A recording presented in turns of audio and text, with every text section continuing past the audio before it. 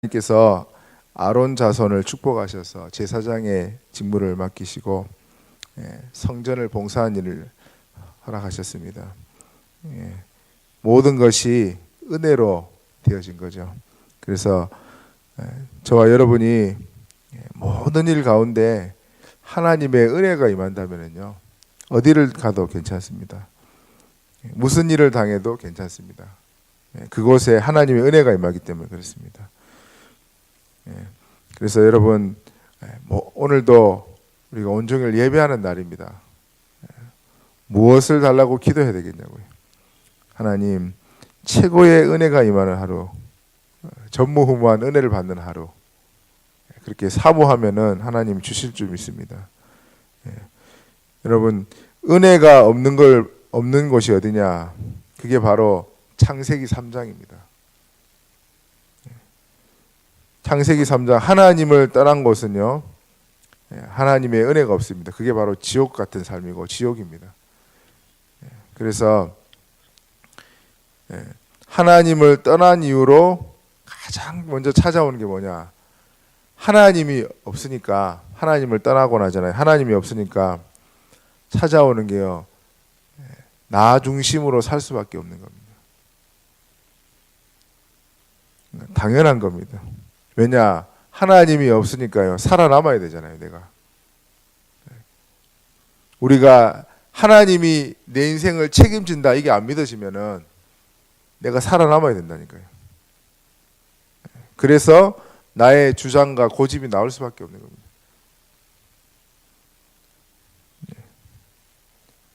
우리가 여유 있는 사람 보면요, 딱 여유가 있는 사람들은 다른 사람을 이렇게 생각하게 할 수 있거든요. 근데 여유가 없는 사람은요, 다른 사람을 생각할 수가 없어요.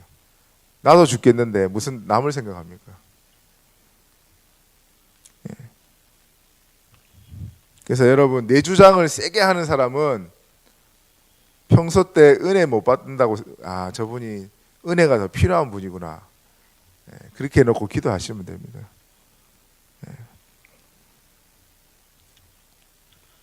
사단이 예수님을 공격할 때도 그랬습니다. 돌 가지고 떡 만들어 먹어라, 위에서 뛰어내리라, 내게 절해라. 이게 무슨 말입니까?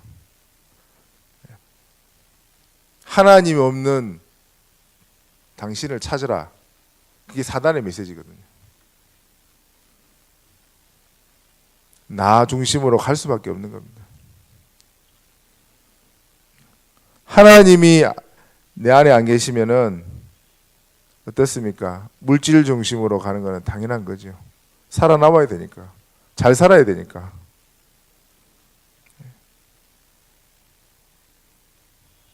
하나님이 내 속에 안 계시면 어떻게 되겠습니까? 성공으로 갈 수밖에 없는 겁니다. 이 땅의 것이 단 줄 알고 일단 성공해야 되니까. 모든 사람이 하나님을 떠나 하나님의 영광에 이르지 못합니다. 그래서 일단은 나를 살려야 되니까 관계가 깨어지죠. 복음도 나를 위한 복음, 헌신도 나를 위한 헌신, 물질도 나를 위한 헌신, 그 수준을 못 넘어서는 겁니다. 여러분, 그런 사람 만나본 적 있습니까? 딱 이 사람 만났는데 느낌이 있잖아요. 야, 저 사람 진짜 복음 위에 산다. 저 사람 진짜 남을 위해 사는 사람이다. 그렇게 느낌을 받는 사람이 그렇게 많지가 않다니까요, 여러분.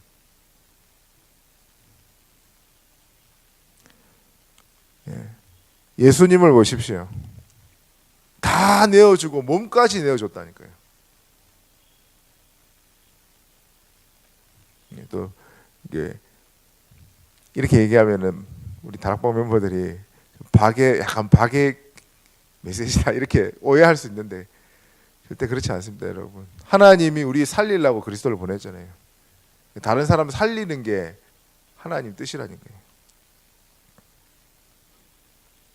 그래서 여러분, 관계, 모든 일 가운데 여러분 모든 사람은 병들어 있습니다. 무슨 병이냐? 나를 위해 살아가는 그 병, 물질과 성공을 위해 살아가는 병들어 있다니까요. 그래서 하나님이 뭐라고 말씀하십니까? 나부터 살려라. 그래서 여러분 예배에 성공하는 길이 저와 여러분을 치유하는 길입니다. 그리고 매일매일 우리의 생각 속으로 파고드는 사단의 불신앙과 모든 것을 꺾는 길은요, 삼원을 하는 겁니다. 그래서 우리가 아무 때나 가고 아무 때나 붙고 아무 때나 아무 말 해도 되겠습니까? 말씀을 따라 인도받는 거죠. 그 사람은요, 미래도 치유할 수 있는 은혜를 주실 겁니다. 그래서 여러분 모든 곳에 은혜가 필요합니다. 은혜가 뭡니까? 받을 수 있는 자격이 없는데 받는 걸 보고 은혜라고 해요. 저와 여러분이 자격이 있어서 받았습니까? 자격이 없는데 어떻게 얻어 걸렸습니다, 여러분. 은혜로.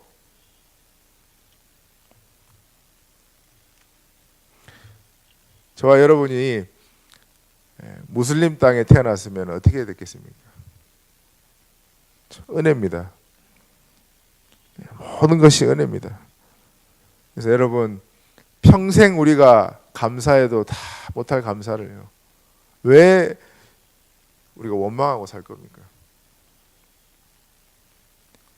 그래서 은혜로 여러분 하나님이 모든 것을 주셨기 때문에 우리 인생도 이제 은혜로 되어지는 길을 가는 겁니다. 그걸 보고 서밋의 길이라는 겁니다. 하나님이 저와 여러분과 함께하는 축복, 그걸 보고 영적 서밋이라고 그랬습니다.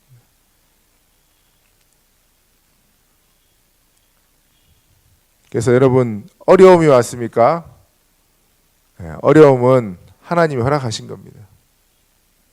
참새 한 마리도 하나님 허락 없이 떨어지지 아니하고 들풀도 먹이신 하나님이,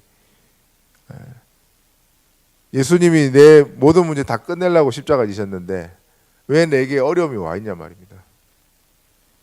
그거는 복음을 복음되게 하는 길이고, 내가 실제 이 어려운 가운데서도 복음이면 된다고 하는 하나님이 증거를 주시려고 하는 하나님의 계획입니다.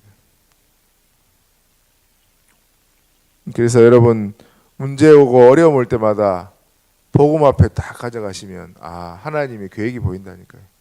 그래서 우리가 복음에 집중하는 겁니다. 복음에 약간만 집중하면 하나님 계획이 보입니다. 저와 여러분에게 두려움이 왔습니까? 골리앗이라는 두려움이 우리 앞에 와 있을 수 있습니다. 겉으로는 커 보이는데요, 속은 빈 강정입니다. 속빈 강정. 그걸 하나님이 믿음으로 도전하라고 허락하신 겁니다. 저와 여러분에게 외로움이 왔습니까? 외로움 가운데 기다리면서 하나님의 시간표를 기다리는 겁니다.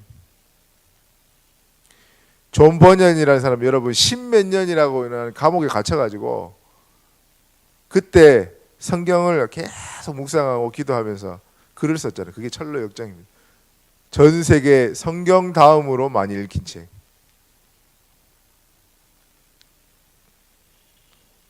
작품이 됐다니까요, 여러분. 감옥에서 얼마나 외로웠겠습니까? 혼자서. 그 가운데 하나님이 사단을 무릎 꿇는 작품을 남겼다니까요. 그래서 여러분 서밋의 길을 내가 만들어가는 게 아닙니다. 하나님이 되어지도록 하는 인생, 그게 바로 서밋의 인생입니다. 하나님이 은혜로 저와 여러분의 잡은 기도 제목과 그 중심 때문에 하나님이 그렇게 축복하실 줄 믿습니다. 그래서 여러분 한 해가 이제 저물어가고 있습니다.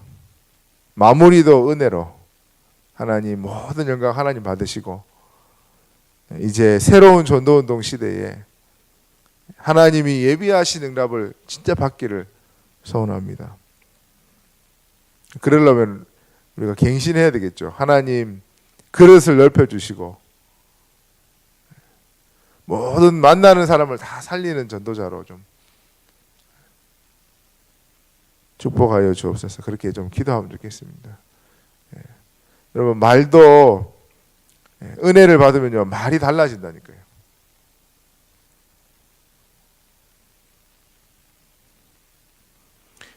꽃을 봐도 아름답고 사람을 봐도 하나님이 어떻게 저분을 축복하셔가지고 이렇게 교회까지 오게 하셨는가, 이런 말도 달라집니다. 은혜 받으면. 그래서 여러분 오늘 최고의 중요한 날입니다. 예배하는 날입니다. 그리고 오늘 성찬식도 있습니다. 여러분 예수님이 기념하라. 초대교회 사람들은요 매일 성찬식 했다니까요. 너무 은혜에 감사해가지고 예수 믿는 사람 길거리에서 만나면요 안고 울었다니까요. 언제 죽을 줄 모르는데 살아 있었다고.